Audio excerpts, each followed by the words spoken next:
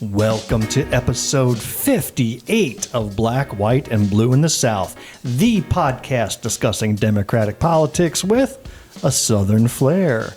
I'm Bill Kimler. I'm Jamil Brooks. I'm Heather Bauer. And we're coming to you from Columbia, South Carolina. Yay. A somewhat purple city in a very red state. Boy, it's good to be out of Greenwood for a change, Just isn't for it? a little bit. We got to get back. If you like what you hear and think others ought to be listening as well, then you need to hit pause right now and leave a rating for our show. Write us a little review. Tell your friends about us. Interact with us on social media. Or better yet, Oh, my goodness. somebody from Newberry, please come and get your House Representative Joe White from the State House here in Columbia. Jamil, you remember Joe White from our last episode? Yes. When he got up and sang that TV commercial from 70 years ago? Yes. For those that missed it, here it is. Oh, my God. Brush, get the new iPan, brush, iPan for your teeth. Jesus. All right, so we need to come get this guy. Well, he recently stood up in front of 100+ House members and made the following announcement. Representative Joe White's recognized for the next question. Thank you, Mr. Speaker. Representative Jones, I admit many times when I stand up, I get confused as I hear the debates. That's all you need to know. That's an internal thought. We got to keep working with people. Internal. Poor guy. He's not just confused on that particular debate. He's confused on many debates. So please come get him. He's obviously lost and confused in Columbia and needs to come home so he can live out the rest of his life watching 1950s TV commercials. God, Bill. Let us know what you think by dropping us a note at blackwhiteblueinthesouth@gmail.com. Send us your comments, questions, and topic ideas. You can find us on Facebook, YouTube, Instagram, TikTok, Threads, Mastodon, and Blue Sky. You know where you won't find us? Don't In even that say it. musk trough, formerly known as Twitter. Yeah, we're off of there. Yeah. But our guest today still swims in that polluted pool. So we're going to have to ask her about that later. Did you know, Jamil? What? Did you know? Did I know? Did you know? Did you know Did you know? that we have representative? Did you know that you can watch this entire podcast and see our smiling faces on our YouTube channel? Go check us out. Look at those award-winning show notes in your little podcast app where you can find links to all of that and more. Well, Jamil, I think the show has already gone off the rails. God, I'm not going to do right with that. Did you know? Did you know? Before we get to our guest, Jamil, we received a wonderful review recently. Okay. I had read an incredible post in a private Facebook group that I belong to, and the author wrote something amazing, and I asked her if I could read it on, quote-unquote, my podcast. Okay. I wanted to get permission, it being a private group. That's right. I didn't say the name of our show, but she quickly replied with, "You absolutely can. Thank you." So that was great. Well, 6 hours later, she comes back with another reply, and let me quote what she wrote. "OMG, can I fangirl for a minute?" And then like a dozen exclamation points.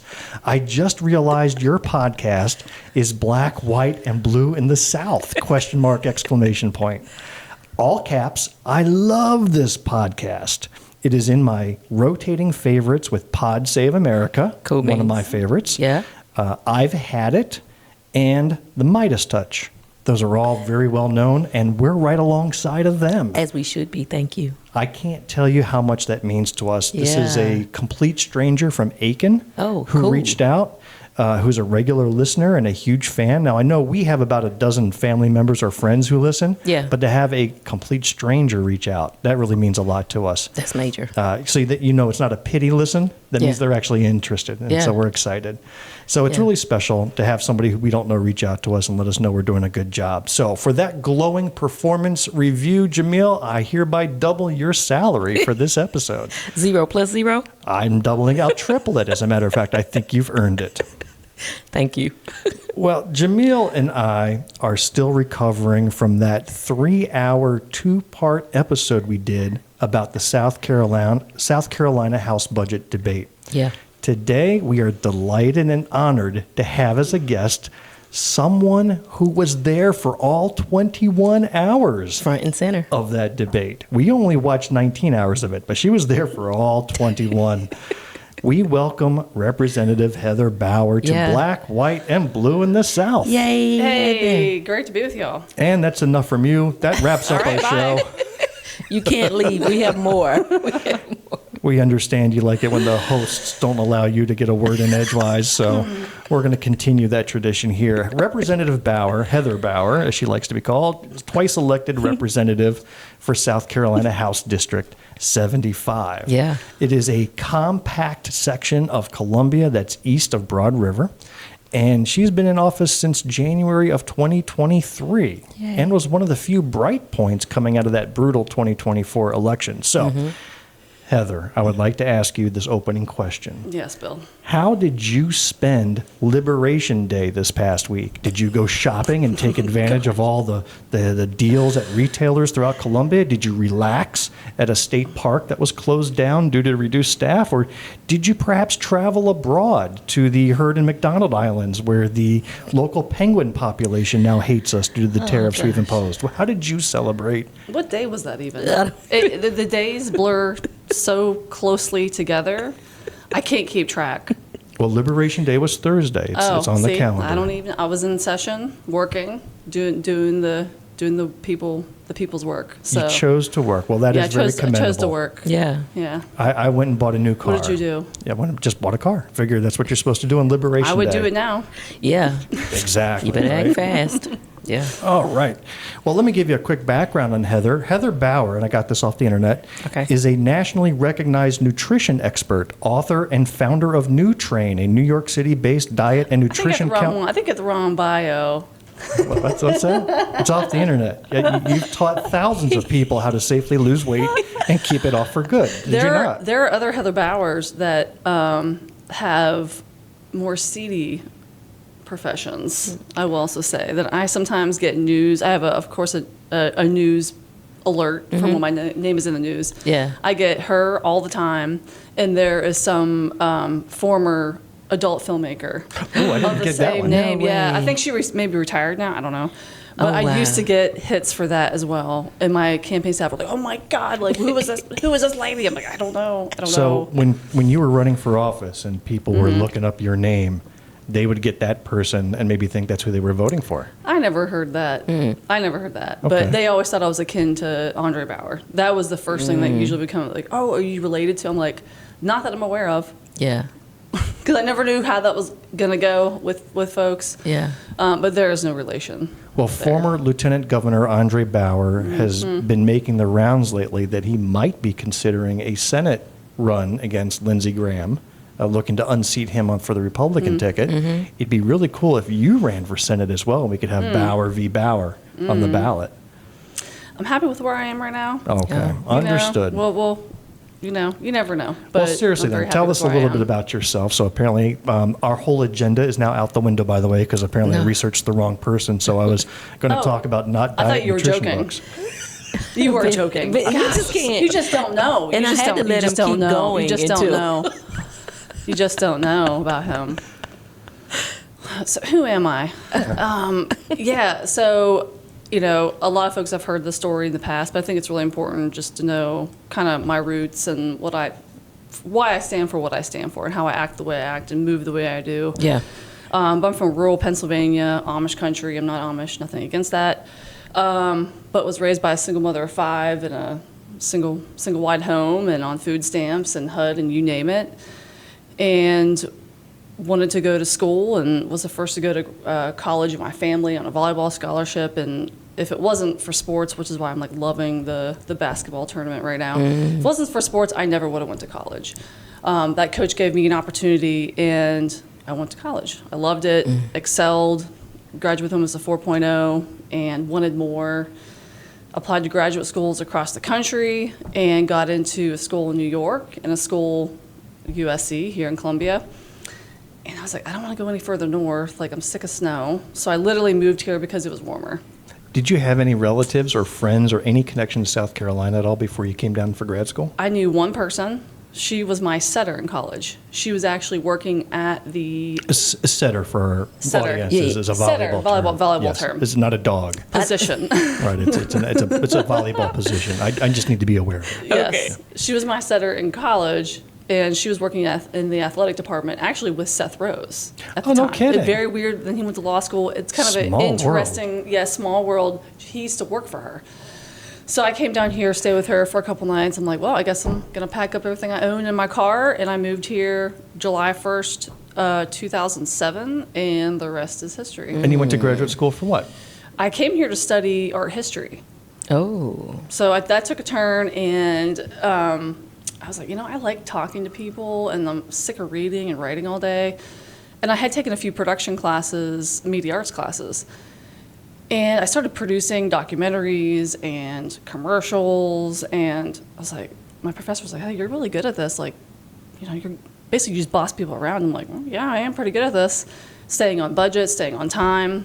And so she's like, you should consider switching majors. Well, it turns out that fall, we had left for fall break. We came back. One of our main professors had packed up her office and left. We're like, what the hell? She was my main professor. Yeah. I came here to study underneath her. And I was like, well, so they offered me a teacher's assistant position within the media arts department. I switched majors. The rest is history. I started interning at ETV with Betsy Newman. That's how I really started learning about the history of South Carolina. Oh, good. Was at ETV producing documentaries. Like, I wasn't the main producer. I was a little coffee grabber for people. But Roots in the River, about the Hobcob Barony, and like the Congaree National Park turning into a national monument, into a national park. So I learned a lot about the history of South Carolina through that process. And that's kind of how I parlayed into project management. So that's what I do now as a profession, IT project management. So what I find is the jump from art studying to data wrangling. Listen, I grew up having to scrap for whatever I had. So I find myself to be very opportunistic. And I find, what that means is I find opportunities wherever they are. That's right. So I kind of have, I sometimes wish I woke up, I was like, I want to be an accountant. But that was never me. So I never had the opportunity. I didn't even know what major to pick when I went to college because I had no one to talk to about it. So I literally picked interior design as my degree in college. Like, I don't know, I liked watching Christopher Lowell on HGTV. I had no idea what to pick. So I really had to create a new, path for myself. Yeah. But that's how I ended up here. And, work in IT still. But then you also had enough energy and time to open your own business. Yeah, I did What the that. heck? Back, I think it's 2015, we opened that. It's now called Warrior Fitness and Martial Arts. Yeah. But we do kickboxing, karate, group Are classes. you a Cobra Kai fan? No, I am not. I see. I grew up in that I was era. gonna say In you my broke sense, his I was like, heart. that's bullshit. Yeah. Well, I mean, I understand the karate's bullshit, but when you grew up in the 80s and Karate Kid was the biggest thing on the Yeah. earth, Yeah. it's just nostalgia feels are just all through me when I watch Cobra Kai. So I'm the biggest Yeah. fan. They did a great job with it. Yeah. I have not watched the whole thing, but I did go back and watch Karate Kid. I was preparing for my black belt test. Oh, horrible movies. And oh, come on, it's great. It's the monotonous tasks, and it's more than what you're doing physically. It's about the greater message of what you're doing. So that's what we learn in karate. Okay. And that has really helped me with my political career. Patience, discipline, humility are main core. Oh, I thought you were talking facets. about beating up your seatmates or whoever. Oh, trust me, that has helped Yes. with restraint. Yeah, because sometimes they need a slap. But We were talking about that last episode when we were watching the House debates, and we watched maybe a full hour's worth of Yeah. clips. Yeah. And it was the same pattern over and over. Question asked, and then whoever's at the well answers something completely different as if the guy stood up or lady stood up and asked, Yeah. didn't even hear him. And that would have been so frustrating to me. I think I would have blown a gasket and been very unprofessional. So I get where you're coming from. yeah, it can be hard to sit there and listen to what is said, especially talking about children and women and the lack of the concept of a reality that they Yeah. don't live in, apparently, is very frustrating. Well, as a House Very frustrating. representative, your background certainly is a refreshing break from the lawyer legislators that we tend to see. Not that there's anything wrong, because there's good lawyer legislators as well as bad, like any other profession. Yeah. But there's just so many of them. Yeah, I think there needs to be a blend, but I've said that before. If you saturate it with lawyers, and that's the way it will be written, and sometimes you're not able to actually conceptualize the life of a person who's not in those situations. So to have somebody who's in the field just adds more value. So I like the diversity there, but I think that's an area that we can improve upon. So the day you decided, I'm going to run for state house, what was the trigger that flipped? Or was that just a gradual evolution that you kind of just ended up there? So 2016, I think, was a wake-up moment for a lot of people. Was for me. I had never been an avid voter, not really engaged in my community, really. I always had government in my life growing up, though. Looking back now, really reflecting on like how government has helped me. We grew up on government assistance my entire life. My family's still on it for a large degree back home. So it was always in my life and around my life, but I never saw myself as being an integral part of that, like an elected official. Never in a million years. But 2016 changed. I was like, starting to look around and be like, what can I do? Like we are kind of right now. But I started going to rallies. I started showing up and talking to people. And I met Allison Terratio and a few other, staunch Democrats. How do I know that name? She's on county council here in Richland County, Okay. and she also runs Emerge now. She's the That's how I executive know director of them. Emerge. That's how I know the Yeah. name. Which is Okay. completely full circle. So I met her like the December after she had won her election on county council. We met. She's like, hey, I just finished this program called Emerge. You should try it. You should go through it. So I was like, all right, let's do it. So I Yeah. applied, got in, and now she's running it, which is really cool. 5 years later. But went through that program, and we left that first meeting. I can't remember where it was, but it was on the road. I called her. I was like, I'm running for office. I'm like, I don't know where. I don't know how. I don't know against who, but I'm going to do it. So I started just looking around at the seats, that I was interested in, and then I stumbled upon Kirkman Finley, and I was like, I'm more educated than he is. I have more empathy from the research I could do, from what he stands for. I feel like I relate better to the constituents in this district. So he was the House representative at the time. Yeah, at the time. And he was in there for 8 years at that I thought time. it was just like a random guy you looked up and started to compare No, yourself. he Okay. was the former representative of Gotcha. House 275. Learning about the history of South Carolina, he married into the Wade Hampton family. I mean, his history goes back to the founding of our state, right? That's how deep his pockets are. That's how deep his family names are. So looking at him, I was like, that fits my personality to go after the hardest person ever to try to run for office against. Okay. And so I was like, well, I feel like I'm smarter than him. I feel like I can do a better job than him. I can show up better than I've never seen him anywhere. And so I was like, let's do it. So, it's running for office takes, as you both have done, takes a little bit of ego, some guts, and really hard work. And I thought I could do that. Have a little bit of ego, I guess everyone does who runs for office. I think you missed a fourth one. What's that? Talent. Oh, yeah. Because I've seen people who Yeah. have those other three things, Yeah. but have no skills Yeah. in terms of public speaking or engaging or Yeah. dissecting an issue and trying to break it out into achievable components. Well, if you look, though, I didn't win my first 2 times. Right. I had to really learn that. I had to learn those skills. And I think that has made me a really better legislator. Not only that, but I represent a very competitive district. That also helps, which I'd love to discuss, why I think that's really important. But I had to learn how to convey how I could serve the constituents and how my ideas and how I can get it done. And that took 4 years of campaigning in order to win eventually. 4 years of knocking doors, raising money, doing all the things that y'all have done, showed up to every community meeting and event, and just talking to people. I am curious now that you're in your second term, what committees do you serve on? So I'm on the Agriculture and Natural Resources Committee. And I'm Well, that's also- where all the power is. Oh, right. I find it very funny that I'm on that committee. I've gotten a lot done. Your district has a lot of agriculture in it, does it not? It does some, most of which Kirkman Finley owns. I'm not kidding you. There are some farms down Garner's Ferry a Okay. little bit, but I have a lot lot of hunters and fishers in my district. Yeah, a huge, you came out a of the huge gate. number. A gate being a sportswoman You're advocate. gonna give me lemons, I'm going to make lemonade. I mean, if you look at the makeup of that committee, there's a lot of Freedom Caucus members, and then me and Andy McDaniel.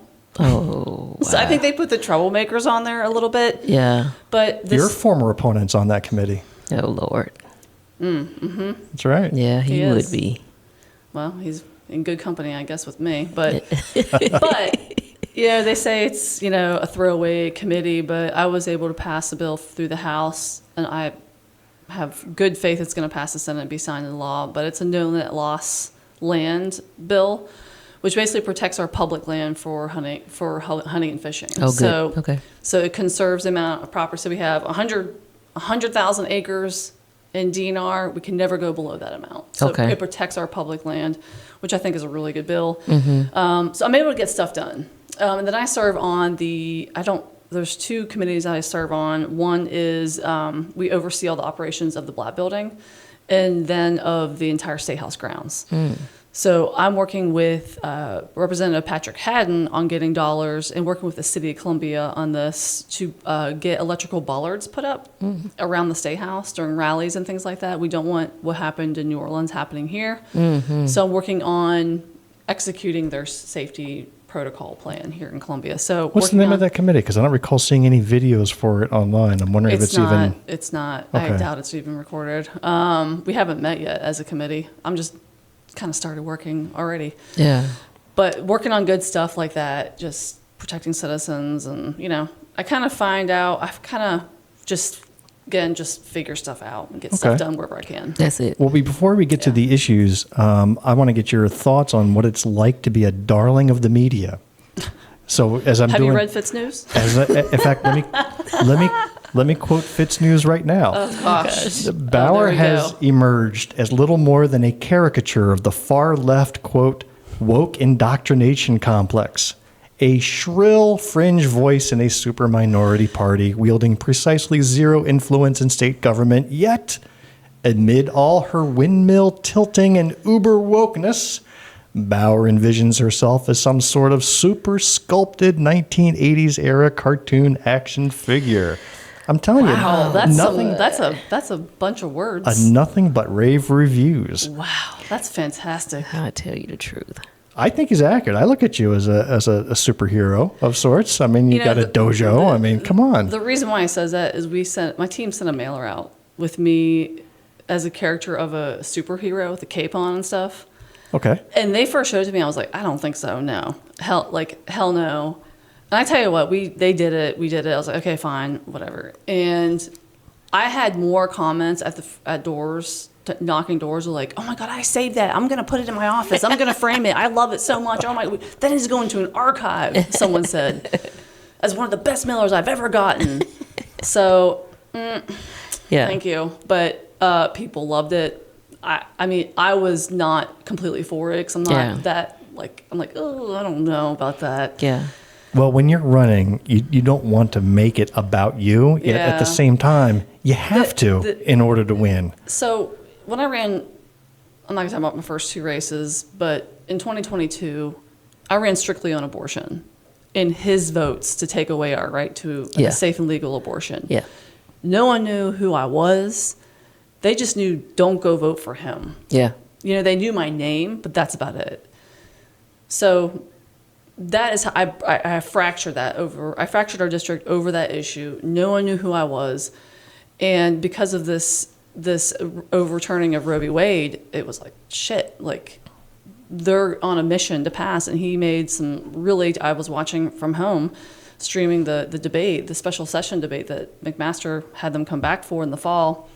And he voted for two amendments. One was literally Roe v. Wade, protecting contraception, protecting women's rights to health care, all these like basic things. And he voted against. I was like, ooh, that's it, So I told my team that's all I'm going to talk about. So, buckle up. And that's all we're talking about abortion for the next 9 months. And so we did, and we won. The second time, though, it was less about him, and he did come back, and he ran against me again in 2024. And it was some about him. It was like, hey, remember what he did? Remember, do you want this back? Do you want this guy back? And if you watch, he kind of went off the rails. If you look back at the videos and stuff like that, he went hardcore Trump. I think he saw that as his only path to victory. Yeah. Which was devastating for this district because people do not like Donald Trump in my district. While it's 50-50, they would vote for Obama, but they would vote for him, for the state house, Republican. So it's a very independent-minded district, which I was like, you represented for 10 years. How do you not know this? But anyway, never corrected any of me making mistakes. Yeah. So I had to reiterate once more, like, remember what he did. Remember what he stands for. This is who he really is. He's letting his freak fly. He believes these things. He's saying them. Look at this. Like, look at the full interview on Fitz News and all these things. He's gone completely right-wing MAGA. But then also look at what I've been able to accomplish as a freshman, as a woman, as a Democrat. I've gotten money for the district. I have passed legislation. I have stood up for teachers and parents and students in Richland 1 school district. I have done this. So I was able to really list out a huge list of accomplishments. And I think that's what really secured. And I'm also accessible. Well, you also had a secret weapon in that campaign. We interviewed Michael Layer, who takes credit for your victory, by the way. I bet he does. I told him yesterday I would say that. Did you tell him that? Okay. Yeah, he's like, don't tell her that. Yeah, but he's proud of that. He's proud of just being able to be associated with you in that victory. Yeah. Two things I want to back up to. Fitz News said use a whole lot of words to say that they see you in your power. I don't care what they wrote. Their message was, watch her because she has the ability to knock down a lot of giants. So that was really key. And I don't want us to miss that.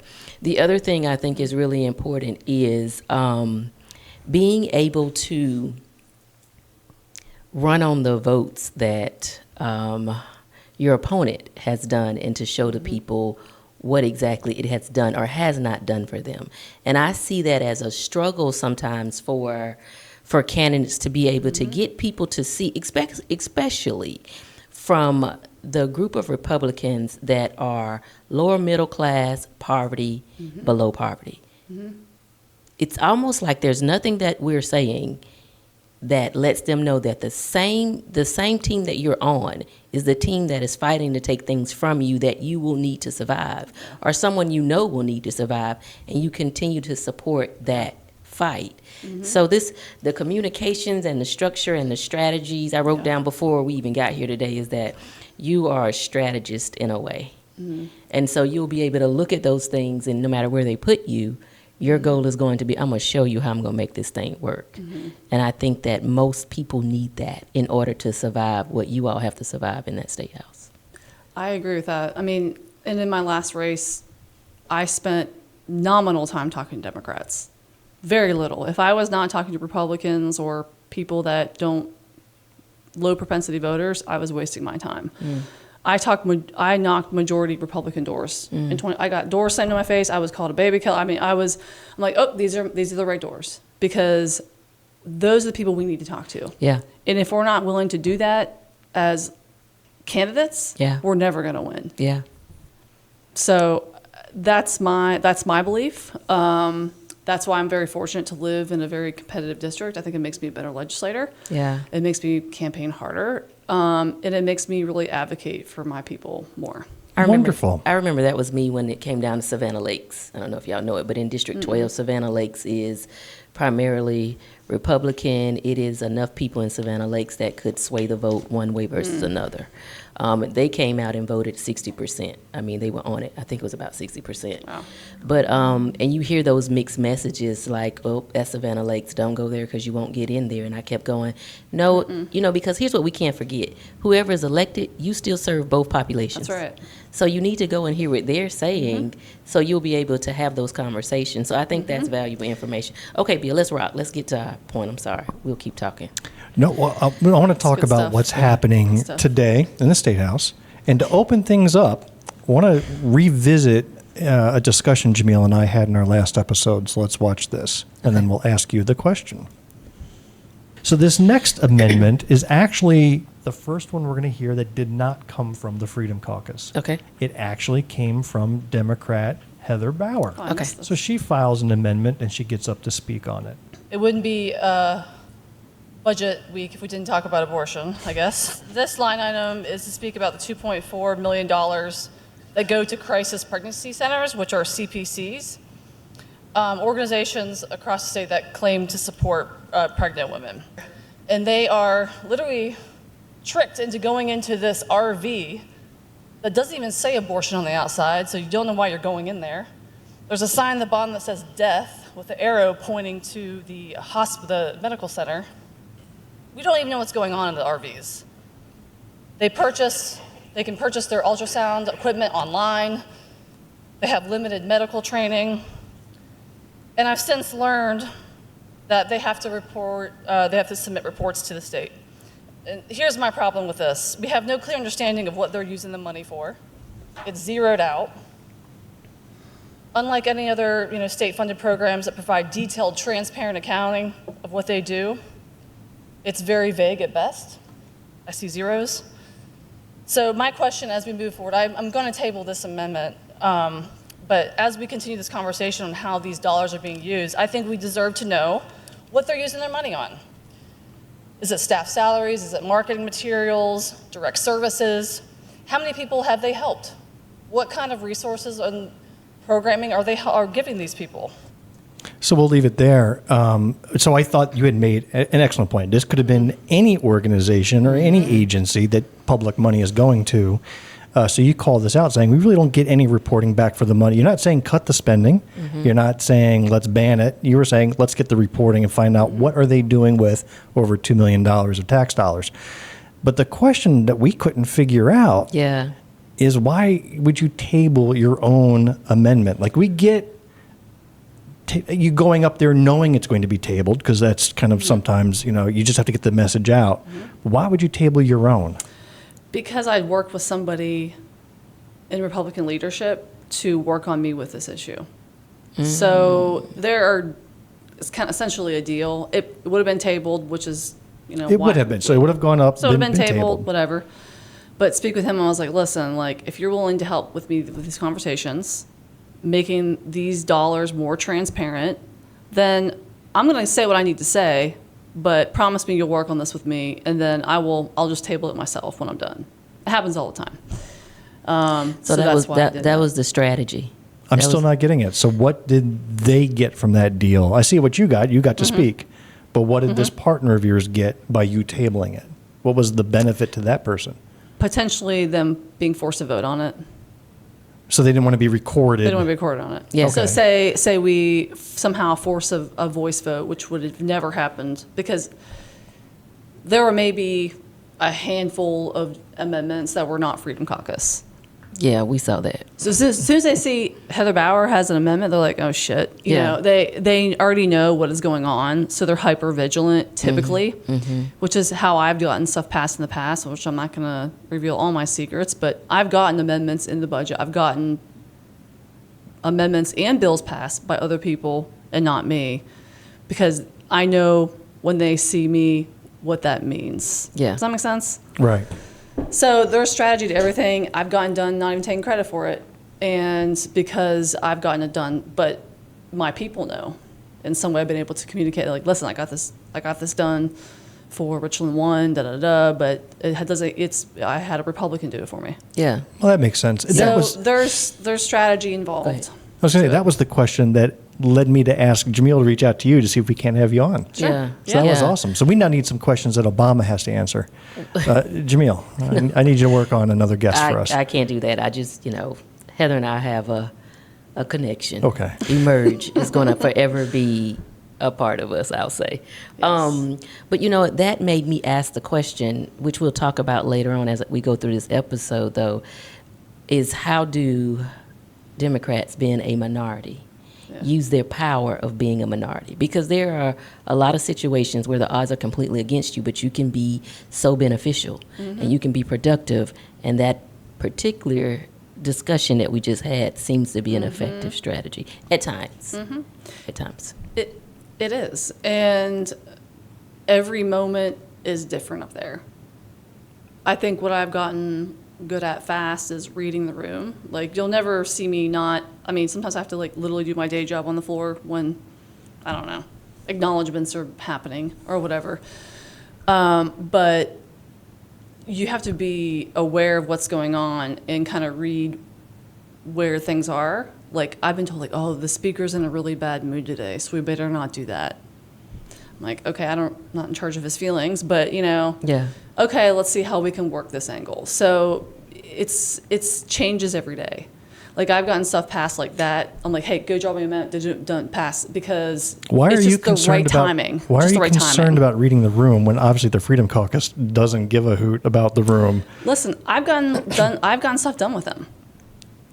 I mean, I have stood with Joe White and got judicial reform done. Oh, are you saying we shouldn't collect them then? You want to keep them there so you can continue to work? You know, I can work with anybody. You're for amazing. For the most part. For the most part. Yeah. Do I love it? No. I mean, I disagree with Joe White on 99% of things. Well, I'm going to say that's So. For the people that are listening, that is an example of being able to be truly bipartisan and go across the lines and the aisles and work and find And- the value there. That is showing that Democrats know how to get shit done. That's what it is. Okay, and I have, back to being giant killer, you know, beaten Kirkman Finley twice now. I have helped force out the former Comptroller General, and now we have the first black person in that position since Reconstruction. Come on. Yeah. And now the treasurer. We're going to come to the I know treasurer. we're going to come to the treasurer, come to but the listen, treasurer. these are the issues that I think our party should be focusing on. Yeah. It's being stewards of the dollar. They're so stalwart on being the party, Republicans, the party of responsibility and taking care of every dollar. Well, that's fine. You're not doing a great job of that here. But second, we should make sure that money is getting to the public schools, aka the voucher scheme. Yeah. We should be making sure that it gets to the roads that the governor's now touting he's putting so much money towards to fix when he has let it deteriorate for decades. So we should be the party to, like, the money is everything, Yeah. right? And that's why I'm taking on these issues. That's why I think our party should be taking on these issues. My caucus should be. Yeah. And why I've been kind of leading that kind of on my own in a lot of ways, but where I think we should be focusing our time. Because that's not a topic that you would hear people use to describe Democrats, is that we are financially focused or if that we are watching that bottom line. Normally they'll say, you know, what are you going to do from an economic standpoint? What are your stances on this, as if we don't already know Yeah. that it's important? And who are those champions that are speaking towards that? Well, speaking of fiscal responsibility merging with social issues, the biggest topic in the last week was the DEI bill that was rammed through. You were there firsthand, so rather than us describing what went down, how would you summarize that debate and the outcome on the House floor? What I found most despicable is that they had passed over a lot of amendments, which means they would just say, okay, we'll look at that later, we're going to pass over it. One being their final bill, which is basically a strike and insert, which was, I posted that on my social media, but it's literally Trump's executive order. Have you no mind of your own? Like, have you not talked to the citizens of South Carolina? Have you not talked to your constituents? To what we're seeing now, that's just one example of, you know, whether it's abortion, the voucher scheme, you know, just list off constitutional carry, CRT. They're just getting messages from the White House and like doing it here. And sadly, they can do whatever the hell they want to do. They can take this as far as they want to take it, They can. right? Yeah.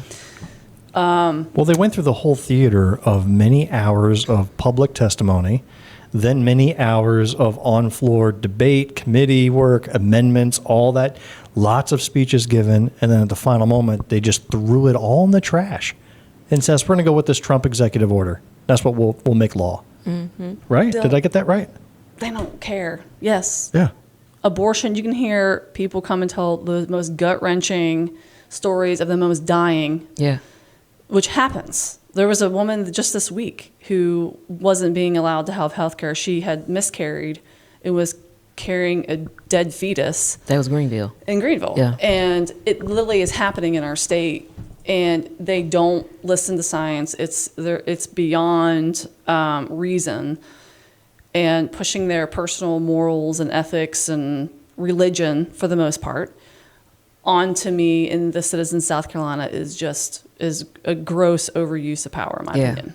Yeah, I agree. So what they did with DEI is essentially the same as what I saw with CRT. Is basically they took a phrase, an acronym in this case, and then they completely reinvented the definition of what these programs or beliefs are, made up something that is not based in reality, and then decided to make a law and ban it. But they made it so vague that now they're expecting the public response, whether it's private businesses that do contracts with the state or state agencies. They just now have to play it safe. Yeah. And I think from CRT to DEI or anything else, I say let it be challenged in court, because if you go by the letter of the law, you should get through just fine and force the legislature to bring clarity to these very vague dictums. Like the CRT was all about, you shall not put one race above another. You shall not make one race feel guilty for the past actions, right? Fine. None of that has anything to do with CRT. It doesn't. So instead of pulling books that lift up diversity in experience, like NASA pulled down a book about female astronauts. They took that offline. Instead of doing that, let it stay, bring the lawsuits, and let's debate it out in court, and then just expose how ridiculous these laws are. In Representative McDaniel's, when she was at the well, she said something that I think many of you all have already said, is that they only have a problem of diversity, equity, and inclusions when they're coming together. But for the words individually, it doesn't seem like the Freedom Caucus or anyone else who voted against, which was crazy to me how that vote went, that they don't seem to have a problem with it if it's an isolated word. But I still can't wrap my mind around how far South Carolina gave the persona that they had come. Like the smoke and the mirrors made it look like South Carolina was actually progressing in a positive direction. But the moment they saw a way to go back 50, 60 years, they were the first ones on the bandwagon. And now I read from Daniel Gibson, who's the representative for District 12 right now, and he had the nerve to say that he will continue to fight to make, to support the initiatives that are coming down, that are completely from Trump's executive orders. And in his mind, that is his way of taking care of the constituents in District 12 when he hasn't said 3 words to those constituents. It's just coming in an email, which is mind-boggling to me, but... So you remember that review we got on Facebook that I opened up the show with? Yeah. This is the letter that she wrote and posted online. She wrote to her representative, Charlie Hartz of Aiken County. And she wrote, "Dear Representative Hart, I'm writing to you not only as your constituent, but as a registered nurse, a mother, and someone deeply invested in the health and future of South Carolina. I was disheartened to learn that you are a co-sponsor of H.3927, the End Illegal Discrimination and Restoring Merit-Based Opportunity Act." And then she went on. It was a lengthy message where she listed out her experience as a nurse, how in healthcare there are actual differences medically in how you treat patients of different ethnic backgrounds. Yes. You need to engage in that. You need to do the research. You need to work in that. And she even put money to it. The Retirement Investment Commission estimates $7 to $8 billion loss in investment returns if the state cuts ties with firms that won't abandon DEI policies. She came armed with a list of facts. It was personal facts. It was professional facts. It was the whole gamut. So I thought that letter was just amazing. It showed a lot of thought and a lot of work. The response that she got back from Representative Hartz: "Thanks, Aaron. I cannot support DEI in South Carolina. It is a failed experiment." That was it. That's the kind of shit that had me cursing That on was this it. podcast. That's Dismissive, insulting, and wow. And it shows this is that willing for ignorance type thing, right? If you were to clearly read the policies that are associated with DEI, you would actually know who benefits from them. There was one discussion and debate that was going on when someone was saying, how could you get rid of DEI and the protection of those individuals that benefit from it? What about the individuals who are disabled? And somebody had the nerve to come in the comments and say, well, ADA will take care of that. And I went, somebody tapped them really quick, because we're reading willful ignorance here to understand the connection between the two. People are buying these quick little bits. They're sinking their teeth into whatever that looks like hatred, to oppress or suppress another group, but they're doing it out of fear. I think that, the Republicans, the Freedom Caucus, they are pushing for, and even, in MAGA, they're pushing for this sense of fear of losing everything that you own and that it's being stripped away from you. And they're trying to create this opportunity or this image of a victim status because of DEI and CRT. That stuff is being pulled away from you and is being given to someone else. What I will say, though, is majority of endorsements don't mean anything. Can we roll back to one of the episodes when I said that? I have said in my mind that the value comes from people in the community, like the community heroes, the community spokespeople. If they say, this is who we need to vote for, I think that has more weight than does the endorsement coming from an organization. However, if the endorsement is attached to the funds that you may not get from the community, that's a plus. Yeah, and it does depend on the district, the race, the timing. My first campaign, like in 2022, the Planned Parenthood endorsement meant everything. Yeah. And so I ran on that really hard to prove a point. Like, listen, I'm pro-woman, pro-choice, pro-freedom. Yeah. Pro-freedom. And so that went a long way. The conservation voters this last time was hugely helpful for me, as was Planned Parenthood again. But the rest, it depends. Yeah. Depends. Yeah. Yeah. It does. Well, let's talk about the next topic then. School vouchers. Yay, let's go. Let's go. All right, since we were on the education topic, Okay. A little bit of background on this effort. A couple of years back, Governor McMaster tried to get COVID funds meant for public schools. He tried to divert them to private and religious schools. The Supreme Court said no. The General Assembly then last year tried to do school vouchers through an education fund and passed that bill. And then earlier this year, or late last year, the Supreme Court again said, no, that's illegal. So this year, we've got both the Senate and the State House trying two different approaches. The Senate says, let's go after lottery funds, and that maybe gets us around this whole public funds issue. The House said, yeah, we're going to essentially do the same thing. But we think we either have the right Supreme Court makeup this time around to withstand a challenge, and maybe we tweak it just enough to get it under the bar. To introduce this, I would like the sponsor, Representative Erickson, she had a conversation with Neil Collins, another Republican, over this difference. What's different about this bill versus last time? So let's let them explain it to us. Thank you very much, Mr. Speaker. Ladies and gentlemen, this is a cleanup bill from the last one we did last session. The Senate sent their version over, and the House First Amendment is our House version cleanup. The first thing I want to make absolutely clear, 100% crystal clear, not a single dollar has left your school districts or has been taken out of EIA funding to do any of this school choice work. This has been general fund dollars only. There's not any district that has suffered a loss of money from this school choice bill. So now moving on to this bill and this amendment. The thought process, I guess, why did we not go with the Senate version of taking it out of the lottery?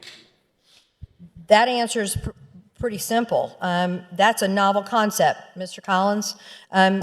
We're answering the question that Judge Kittredge cited in his dissenting opinion, which cited that if he were to sit as one of the majority opinion folks and look at the bill and look at their reasoning, the part of the bill that was not as tight and clear as it should be if he were to consider their points, would be that the trustee was not the interaction designating the funds to the student. We gave that ability to the department. And his suggestion in his dissenting opinion was that the trustee should have those duties, which we have done in this cleanup bill. The trustee replaces the department in taking control of the funds and the funds going to an eligible child and then those parents having access. The department only handles the programmatic pieces of it, of what's available, looking at the vendors, that sort of thing. This bill, the difference between this bill and the bill we passed 2 years ago is we've inserted this trustee. Yes. And the trustee, under this theory, would break the bond of public funding. Yes. Because we admit this is general funds, this is public money up front, but then we give to a trustee, and that's what breaks the bond. It's no longer public funds at that point. That's the argument. That's the change that we've put in place, but there's the extra piece that the trustee is not deciding where the money goes. The trustee is determining that it goes to an eligible child, and the parents then decide where the money goes. How well do you know Representative Neil Collins? Pretty well. Yeah. Yeah, pretty well. He is, if you look back at his votes, he's very moderate left. I shouldn't say that out loud because I want him to get reelected, but he's really great to work with. I see him as, he's Republican. That's how he's on the form. And I follow him on Facebook, and I find that he's one of the few that actually dives into facts and figures and numbers and thoughtful reasoning behind any decision. Whether you agree with that decision or not, he is willing to put in the effort to explain why he made that decision. And he'll vote against stuff. Like, he'll vote against the abortion ban. He voted against the voucher bill. Well, he didn't vote against the abortion ban, did he? He ended up voting for it at the end. I think so at the end, but Yeah. he voted against it up until that point. Right. I mean, I remember kind of Yeah. watching him struggle online and then disappointing the masses who thought he was heading in one direction, and then eventually he did vote for it. But you can see at least he struggled. You can see that he's not Yeah. just throwing Bible quotes out there or repeatable phrases, hackneyed phrases. Okay. But I could work with this guy, and he was probably one of the loudest opponents of this school voucher bill. He was. Well, there was also a young representative who had a very interesting take on this, and I'm going to give this person some due. Rep. Jones, did you know that I think that maybe saying voucher may not be the right word for this, that I really see this as a tuition discount for people who already send their kids to private schools? I can understand why you reached that conclusion. Yeah. Did you know? Did you know? I had to have a few questions. So how do we see this as a choice when private schools have all the power in this decision? That is a wonderful question. To me, it does not provide absolute choice for all citizens of South Carolina if the private schools have the power to be selective. How is it choice if they can deny for whatever reason? It's starting to appear that the word choice is just a great talking point, but the essence of it is not in this bill. How is it choice when the majority of our counties don't even have private schools, as we've heard today? It's still going to eliminate a large portion of our population from taking advantage of this while contributing to the expense of it. How's it choice in those counties that don't have private schools? We're not offering completely free transportation for those kids. Again, it's going to exclude quite a large sample of our population. And then really simply, if this really were a choice, why aren't we just covering the full tuition then? It's a wonderful question. Thank you for taking my questions. Do you remember that moment?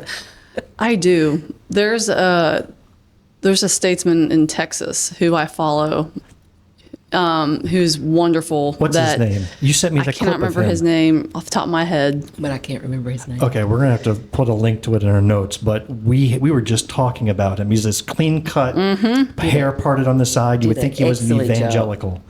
100%. Yeah. And I follow him. I'm like, he's so smart. And a lot of the questions I had were derived from his argument of Yeah. the voucher bill in Texas.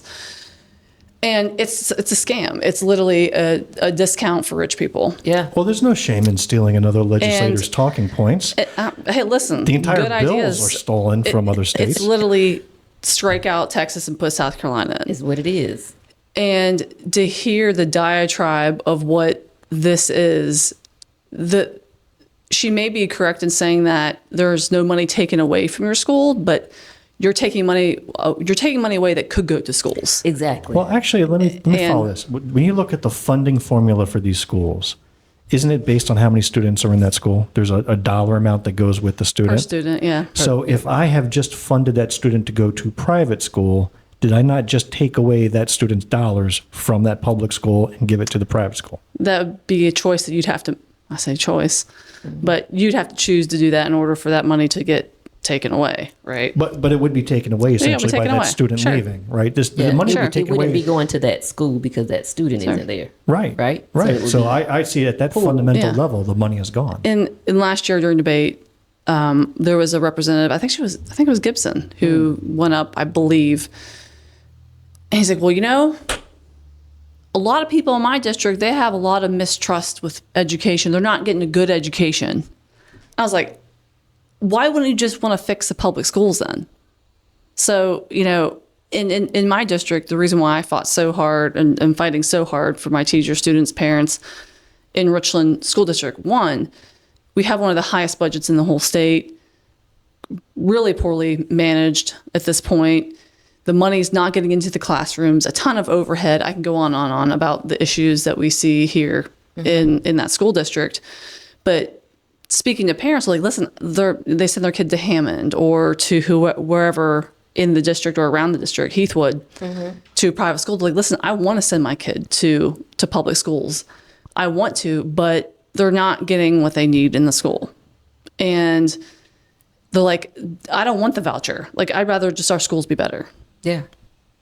Point blank. And Agreed. I think that's most of people. Like, they don't want to do that unless they truly believe in, I will say most private schools in South Carolina were started because of segregation, segregation of schools.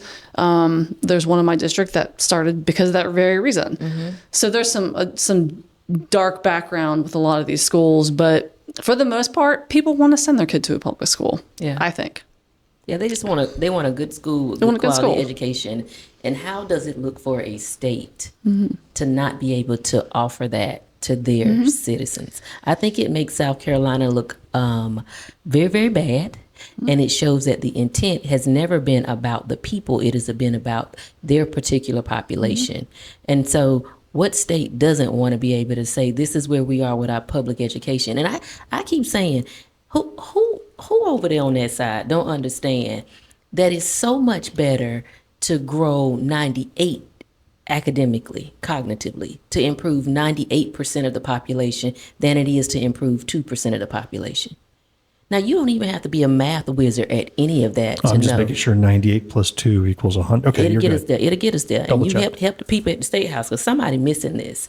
But how is it that you don't understand the value of helping the masses? If you truly want South Carolina to be better, if you truly want to put the citizens in a position where they're not having to come back and ask for the state to support them since they think that the state is taking care of people because people doesn't want to work, you have the opportunity to build a bigger, brighter, stronger foundation of a future.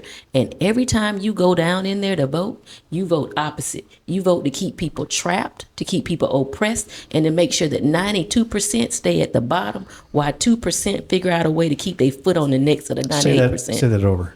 I don't even know. Maybe they want it that way. They want it that way. They want the 98 to stay at the bottom. And they want to make sure that that power and everything that comes with the rights of being able to understand what they've conditioned people to believe that an American citizen should have is only in the top 2%. I say all the time, and I know it tear people's nerves up, I do not believe slavery is dead, and I know goddamn well racism isn't dead. And this is just a way to shape shift it and fold it into ways where people don't see it coming. I think Who if done they did wanted any legitimacy on their argument, they call it school choice and they want better outcomes for their students. That's the premise.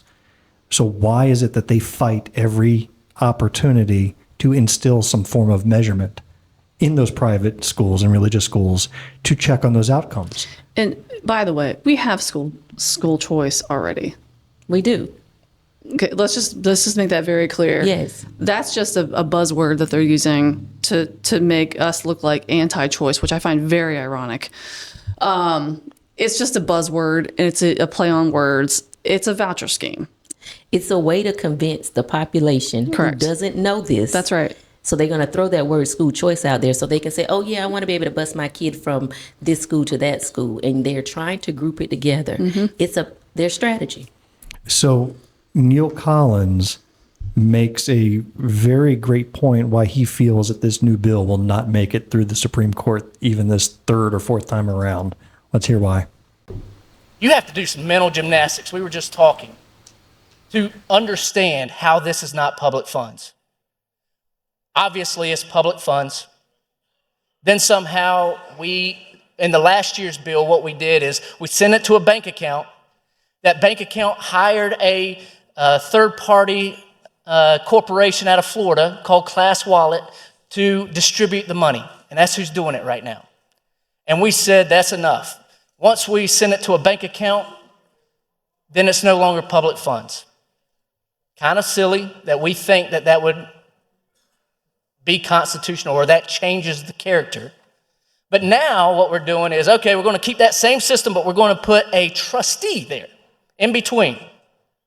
That trustee somehow magically makes these public funds not public anymore. We're going to go through the system, and oh, by the way, if this gets revoked next year, if these funds aren't used, they all of a sudden become public money again. You really have to do some mental gymnastics to think that this public money is not public money. This is a great example of how you can create another Curtis Loftis situation. Playing with the money like this. 1 minute it is, next minute it's not. So we're going to bring somebody else in to tell us where it go.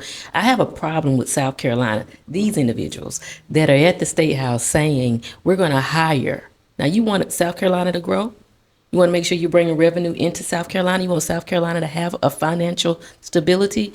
Why is it that we contract with a company out of Florida to disperse the governmental funds that's here in South Carolina? Why are we doing all of that extra legwork? And then you'll end up not being able to figure out where it's going. Hey, that was an amendment that was brought up in this bill, was to make sure that any vendors used in the disbursement of these funds were in state. Yeah. Guess what got tabled? Right, they didn't want that. Did you know? Did you know? The last clip on this also is from Neil, from Representative Collins. And if this doesn't convince you that this is a bad idea, then there's nothing that's going to convince you, and you've made up your mind already. Okay. Another issue that we have and we have currently is there is no fraud aspect to this. We're accountable people, especially on the Republican side. We say that, right? There is no accountability, even currently. Blake, can you do, I don't know, I think it's number, no, yes, go back to that one.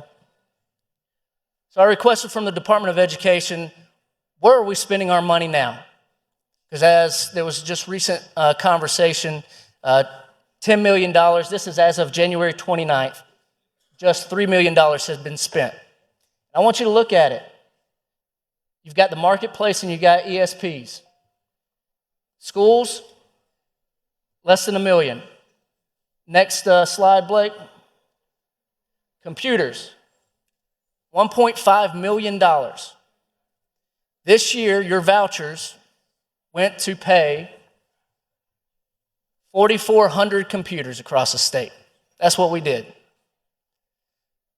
I'm not so much concerned about it in the fact that I'm glad people are getting computers, I guess. I don't think that's the purpose. But what I'm concerned about is nothing stops anybody from returning these computers. And if you look across different districts and different counties, what this cost is, much more so than what you would think a normal computer would cost. I don't think that's conservative. I've also heard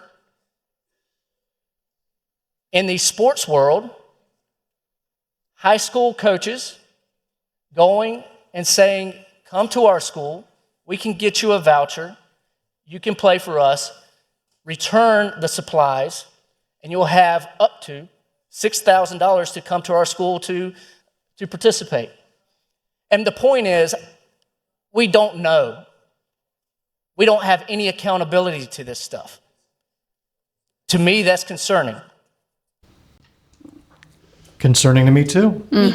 Me too. So I'm gonna ask you an honest question here. You've been a representative for 3 going on 4 years now, and you hear some really compelling arguments like that, and 80% of that room shrugs their shoulders and votes opposite anyway. How do you maintain your sanity during all of that? How do you maintain your motivations, your hope even to continue in this job? What I think about is we need to win more seats. Yes. Constantly. I mean, that's not going to change unless something happens to Trump or whatever. That's not going away anytime soon. So I'm steadfast on, getting reelected, and we have to win more seats. So using this and using their wars against them and really smart campaigns is what we need to do. So that's literally all I'm thinking, like, okay, we could use that. Okay, we could use that. Strategizing for what's next. So you're never just focused only on the here and now. Everything you're seeing as a strategic opportunity to use in the future. We should be doing that as a caucus. We should be creating ways for people to win. The reason why I had a chance to win in 2022 was because Representative Spencer Wetmore put up an amendment to codify Roe v. Wade, which is what he voted against, which gave me an opportunity to hammer his ass on his votes to ban abortion. So that's what they mean by 4D chess. Yeah, I like it. So I like it. we should be creating opportunities for people to run in our state. We're not doing that to the best of our ability, in my opinion. Yeah. Makes a lot of sense. Hey, I want to pivot to our last topic for today, and that is your favorite statewide government elected official, and that would be Curtis Loftis. So I'm going to share this picture here. I'm going to see if this is true. I think I stole this from you, Heather. This is an actual book called How to Steal a Lot of Money Legally. Yeah.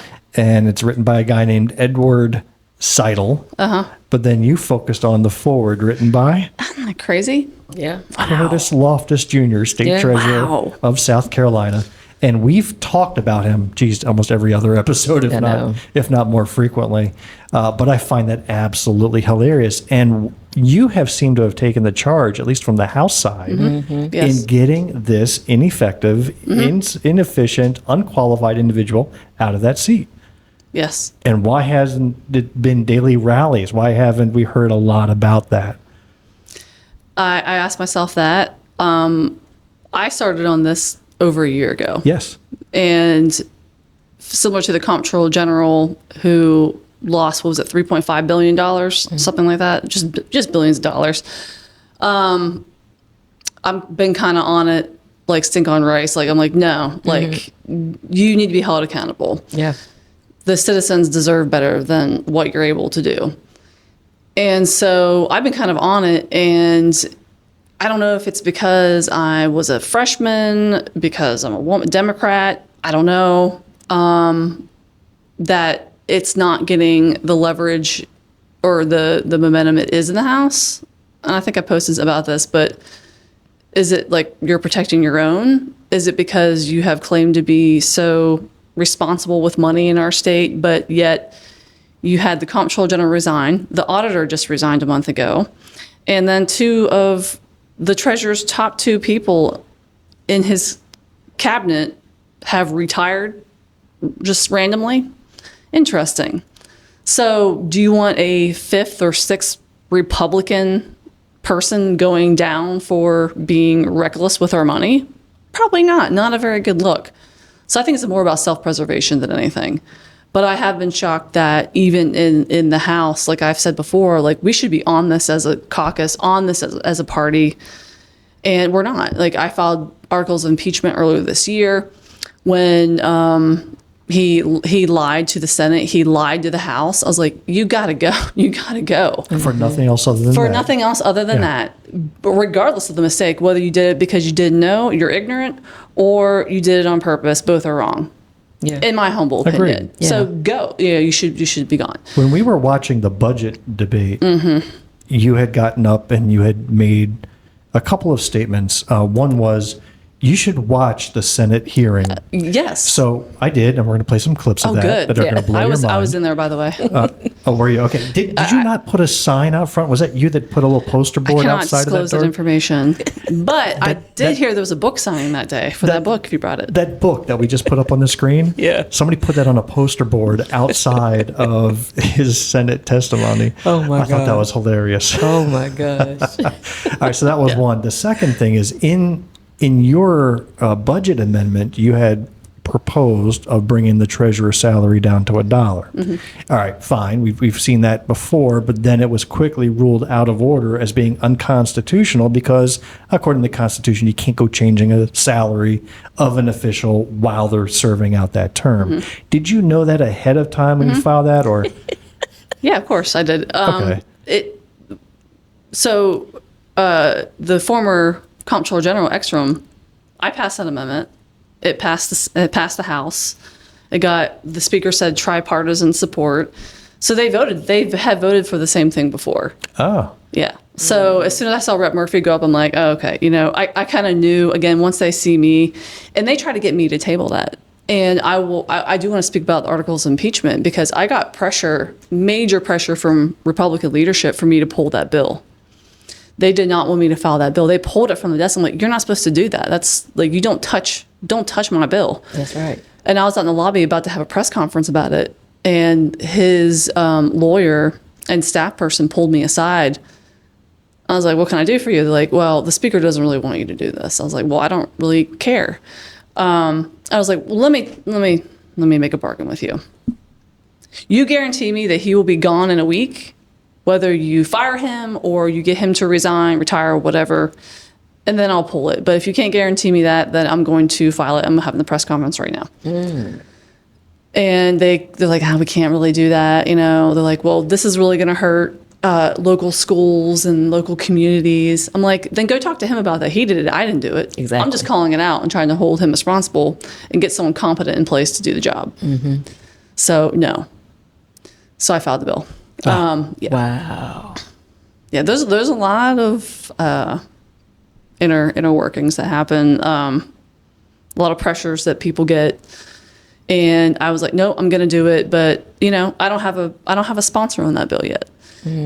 So just there's more I could talk to you too about offline about what's going on even in our own caucus. But Yeah. it's not good. Yeah.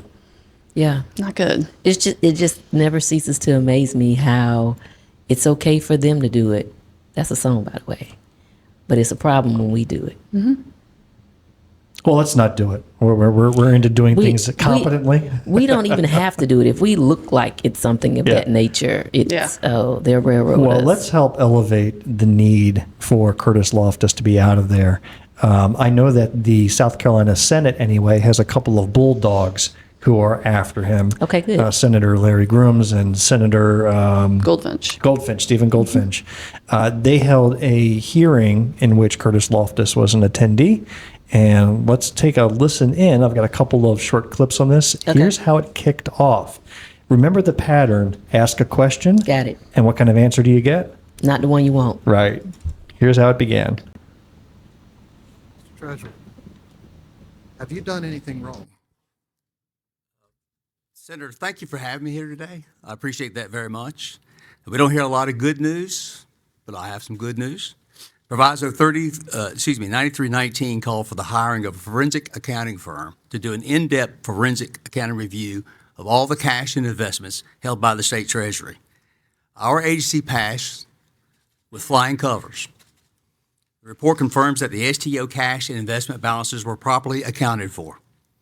They're exactly what we expected and what we Now wanted. remember, he opened up with, did you do anything Despite wrong? all previous claims, this is an error primarily involving appropriation.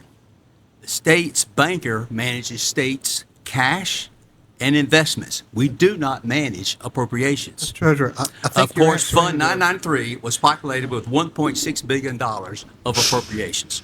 So thank you for letting me share that good news. Well, that wasn't the question.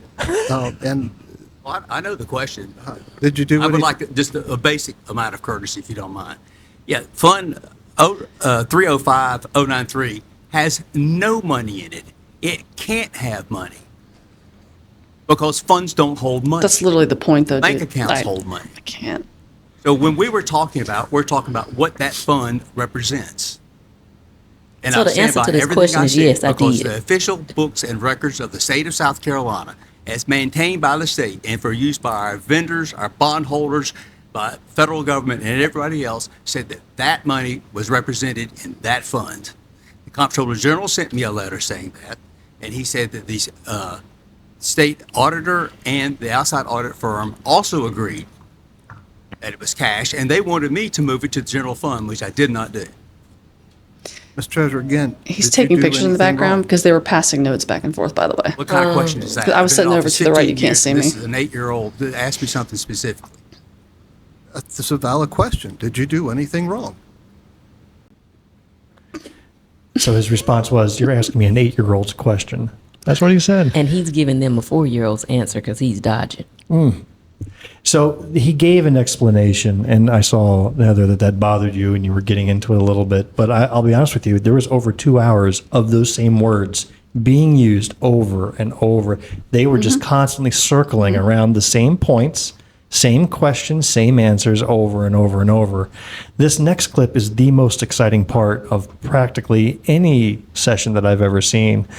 That guy that was sitting next to Curtis Loftis. Who is that guy? Well, we're going to find out here. Watch. This is your letter or report, whatever you want to call it, overview of issues surrounding Skis Fund 993. That's That's produced by you Stephen and your Goldfinch. Senator, the document speaks for itself. It says it was who it was produced by, and what. Could you what it please represents. suspend? I'm If asking you're going you- to offer testimony, I'd need you to. This is become not testimony. That's a legal. Dude, you're not. If you're gonna speak, I need you under oath. So that was the guy sitting next to Curtis Loftis, who wasn't invited, by the way. He's just sitting next to Curtis Loftis, and he decides to start answering the questions that the senators are asking of Curtis Loftis. This guy just inserts himself. So Senator Grooms is basically saying, shut up or get under oath because you're testifying to us. Was this? Could you please stand and raise your right hand? I'm an attorney. I'm here to represent the treasurer. I'm not here to testify. You're not allowed to speak unless you're under oath, sir. I most certainly am because I'm here to represent. And then he just pushes the button to silence him. As he should have. I mean, that's just no He nonsense. should have. No nonsense. Love it.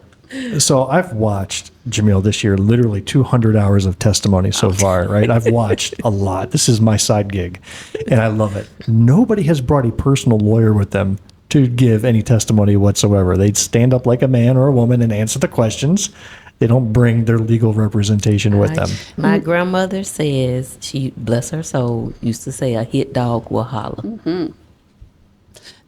Also, no other agency that I'm aware of has paid an urgent marketing firm or emergency marketing firm to help them with their testimony as well. May I Right. also note, Right? He's got a PR firm. he has a PR firm. And I also note that I said this when I was bringing up the amendment to lower his salary, but I don't watch a lot of TV. What I do go is to these meetings because it is way more entertaining than anything you're going to watch on Netflix. Oh, I think we've brought that point up a lot. We agree. Very, very entertaining. Yeah. So I was in there for the whole 3 hours. I don't know how long it went on, but I was there. I'm like, I couldn't leave. Wow. So this guy, his name is Eubanks. Let's watch what happens. The sergeant will remove the gentleman from the room if he insists on testifying and not being under oath. Sergeant, please remove the gentleman from the room. Mr. Treasurer, did your office produce? It's not a legal question. I'm just asking. Did your office produce the report? Mr. Treasurer, I remember that pause. did your office produce this report? All right, so I do have to give the verbal description. And again, I encourage you to go to our YouTube page so you can watch this. Curtis Loftis is staring into space like he just had a stroke. It's the lady behind.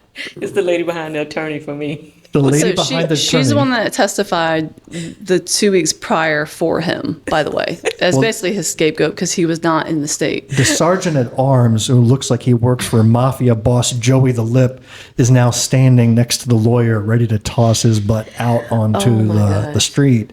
And you're right. The people back in the audience are smiling and they're like, we're about to watch somebody get tossed.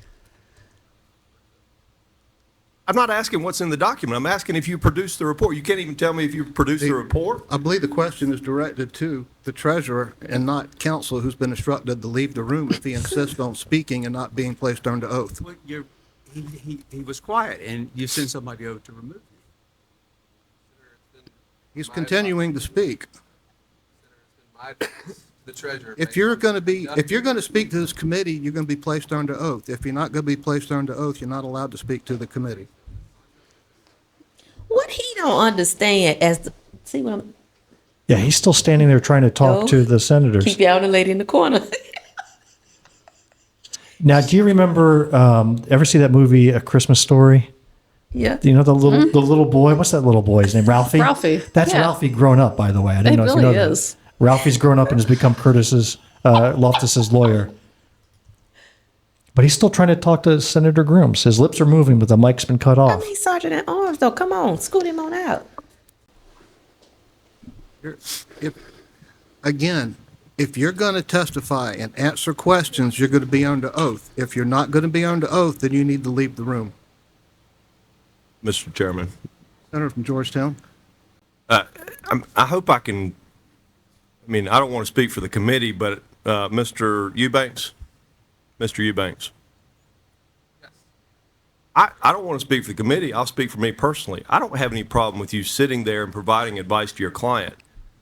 But the chairman has made it clear he doesn't want to hear you testify. Can you keep your mouth shut as far as speaking to us and talk to your client?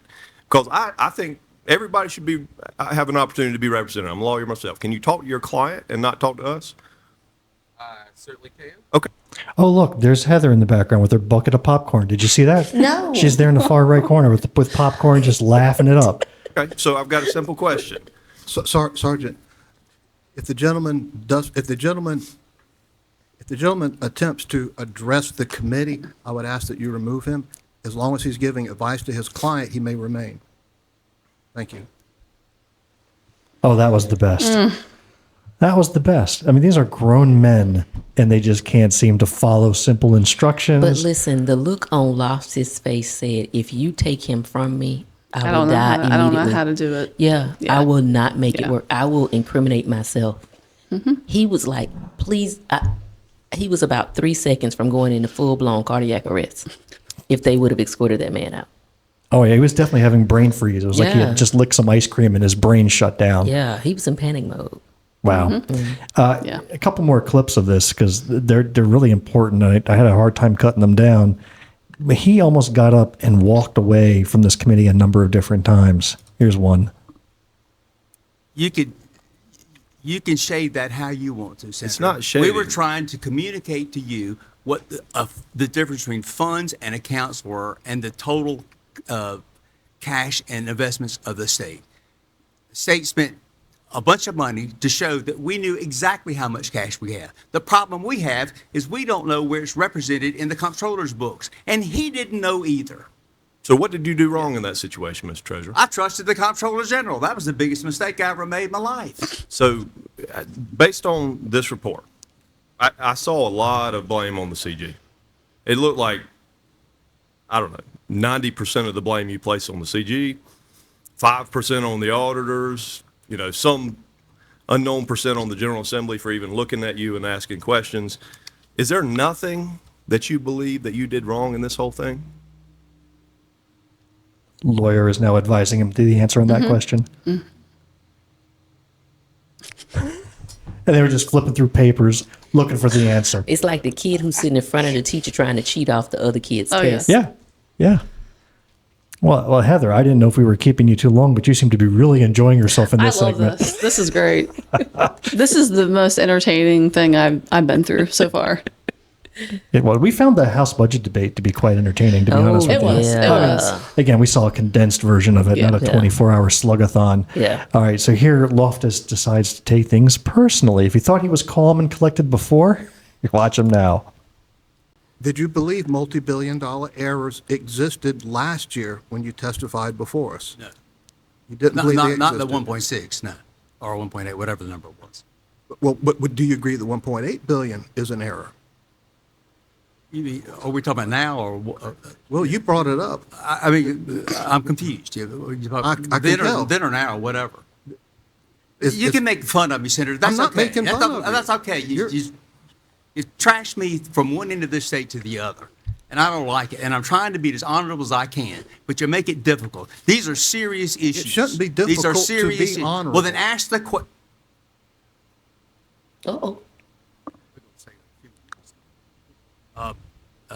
So what When else? you do we tell have? me under oath that it's difficult to be honorable, I'm telling you, it's not I, difficult I'm not going to to be have. I'm not honorable. going to have my. I'm not going to sit here. I'm not going to be insulted like this. You know, I've had marriages end up like that. That type of conversation is very familiar to me. Yes, you are going to sit here. You're going to sit here, you're going to take it, you're going to like it. Yes. Playing with these people money. All right, this is the final clip. I thought this was especially informative. Curtis Loftis was called out on a lie that he had made right there in front of Senator Goldfinch, and Goldfinch was not letting him get away with it, and it got very uncomfortable. Okay. Mr. Treasurer. No treasurer in 80 years has published the kind of information you want. I had 15 years to publish information, and I didn't. Until McElveen. Oh, for context, you remember how he threatened to publish some Yeah. sensitive information, and the governor, who was coming out of surgery, he was Yeah. doped up on anesthesia, Yeah. had to call him and tell him, "Don't publish that shit. Not going to happen." So they're talking about that right now. Mr. Treasurer. No treasurer in 80 years has published the kind of information you want. I had 15 years to publish information, and I didn't. Until McElveen said, we think you should publish. No, he And didn't. No, he didn't. I'm not going to let you get away with that. That's a lie. It is. Read the rest of it. Oh, you don't have it because you cut it out. That's a lie, and I'm not going to let you get away with that. This committee did not instruct you to publish that data. This committee specifically said not to publish that data. If this committee could instruct you to do something, it would be to resign your position as treasurer of the state of South Carolina. That's what. It's not going to happen because I'm not going to let you get your fingers on $54 billion. It's my job. I swore an oath. I'm going to protect this money, and I know what Senate Finance would do with this money. Y'all been chasing me for 15 years, and I'm not going to let it happen. I stop this stuff on a regular basis. Just And like I've you been did after before. the Comptroller General and the State Auditor to have better records and books for 15 years. I've been fighting this battle. When y'all voted against me, when we exposed $277 million of hidden Look at the guy fees in the going to back. New He's York laughing every in the year. blue tie. You voted against me on that. Y'all turned me over to the SEC, to SLED, to the OIG about these things. Every time I come up and report fraud, waste, and abuse, I get punished. This is just more of the punishment. I'm not surprised. What I am surprised is the level of sophomoric finger pointing.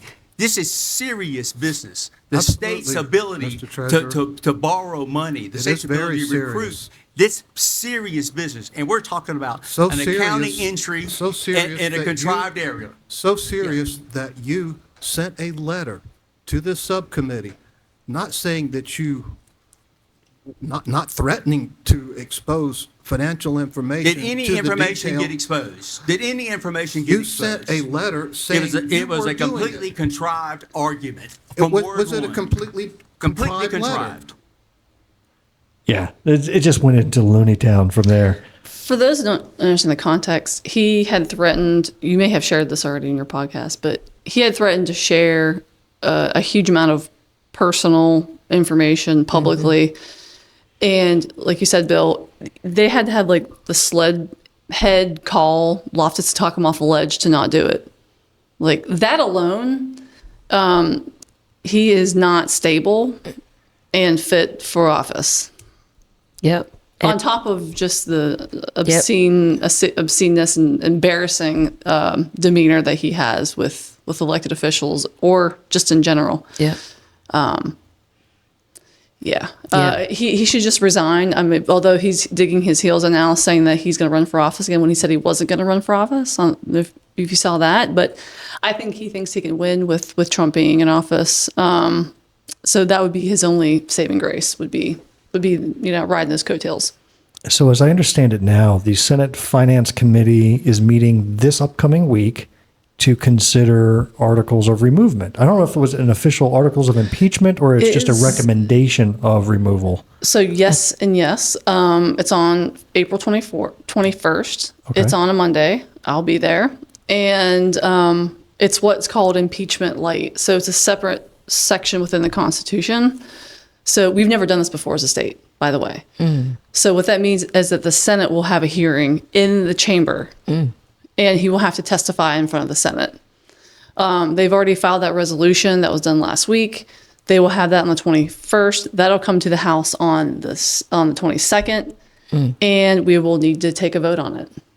So you'll see very soon where the House is. I've been working members relentlessly behind the scenes on this issue. I don't think he has the support that he thinks he does in the House. And that's why I think he is acting so righteous and claiming he will run again for re-election, because I think he thinks he has the support. But what I'll tell you, your people that watch this, they should call the representatives and senators across the state to make sure that they know that they're watching and that they should not support him and vote for him to be impeached. Oh, that's interesting. I wonder, how do we make our internal or local representatives come out and make a statement?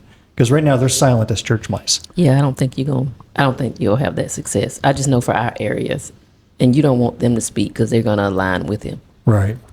Call him out. Yeah. Oh, we do that. Good. There's no shortage of that for sure. Good. Yeah. Good. But definitely, I believe ours would definitely be in support of him. But what I would say to the individuals that claim to represent Greenwood in our counties down there is that, are they comfortable with this one person holding all that over their head? He said that even before he got really in trouble, you keep playing with me. Of course, I'm paraphrasing to make it sound Jamil-like. You keep playing with me, I'm going to release all y'all information. They said, oh, no, please don't. Please don't. It'll cause so much trouble. And he said, okay. Do you think that this guy is not going to release if you continue to allow him to do what he does? You have given this one man a lot of power to allow him to keep throwing that at you. So I'm wondering if the three that we have that are representing us are going to be comfortable with this individual having the power. Well, it's our job to make it known, to bring the facts, and let the people decide. Yeah. Ultimately, have to be up to them. So, Heather, we're going to wrap this up. Let me ask you, what do you have in your immediate or maybe even long-term future that you'd like to share with us? One is getting Curtis Loftis out. That's top priority for the rest of the session. Yeah. Getting my no net loss bill through the House. Personally, I'm getting married in a couple months, so Yay, very excited about that. congratulations. Thank Wow. you. Thank you. When is that?